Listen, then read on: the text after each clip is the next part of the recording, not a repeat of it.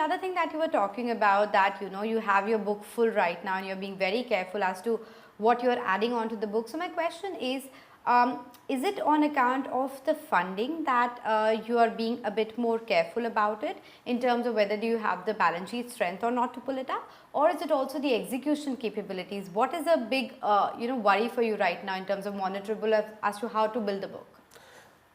It's a combination. So you have to be, like if there is a 40-50 gigawatt of the incremental capacity which will be built every year, not everything can be very, very remunerative. So we are trying to look at smaller portion of that. So you have to be little disciplined and then watchful about the scenario and situation, not to be every time in the market. Like if you are patient, Sure. then you get it.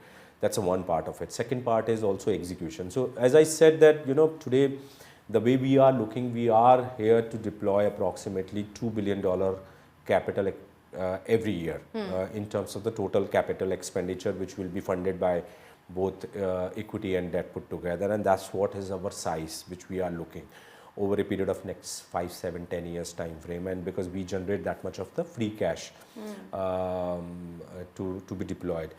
And execution is also a bit challenging in the country. Like if I am doing approximately 2 gigawatt of renewable capacity every year, I'm talking about 4 acre per megawatt. So 2000 into 4 is 8,000 acre of the land you have to do. If I'm doing 1,000 megawatt of approximately a wind every year, you're talking about 1,500 kilometer of the transmission line every year. So you can imagine the kind of a right of way, or the land acquisition challenges and various other challenges which are in place in order to demonstrate and also to $2 billion capital expenditure. So it's a combination, and we want to be consistent in terms of the cash flow as well as the execution. And I see that we have built a large capability to do things in-house, because whatever we did in last 3 years, this capital which we deployed, we did everything ourselves. Yeah. We did not do anything EPC.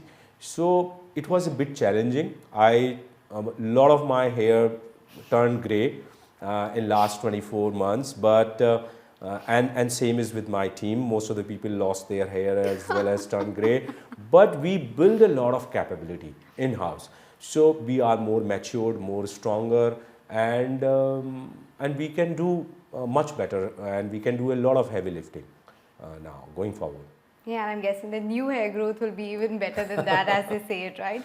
But nonetheless, just funding just a bit more, because you talked about it's going to be a mix of equity, debt, as well as internal accruals. So should I assume that there would be an equity raise in the near future? Yes, it will be there, because whatever strategy 2.0 we talked about is without any capital raise. So, but we see that we have a opportunity,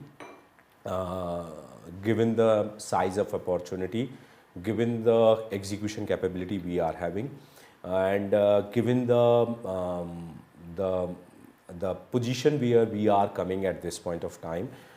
We feel that there could be an opportunity to do a capital raise at neo level, and we would like to do at opportune time at a right valuation, which is accretive to the shareholders, and deploy that for the incremental growth.